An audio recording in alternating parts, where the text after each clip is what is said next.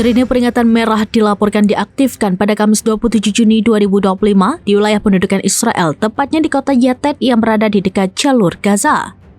RNTV mengutip laporan media Israel berbahasa Ibrani pada Kamis mengatakan peringatan roket itu diaktifkan menyusul tembakan roket yang diluncurkan oleh Hamas. Berdasarkan laporan, sebuah roket jatuh di daerah terbuka dekat kota tersebut menyusul sirine peringatan itu. Bunyi sirine membuat warga pemukim Yahudi Israel mencari perlindungan karena ledakan terdengar di area tersebut. Belum ada laporan langsung tentang cedera atau kerusakan. Insiden ini terjadi di tengah meningkatnya ketegangan dan aktivitas militer yang sedang berlangsung di wilayah itu. Perlawanan Hamas dilaporkan kembali menyala menyusul meredanya perang Israel dan Iran yang ditandai dengan gencatan senjata setelah saling mengebom selama 12 hari.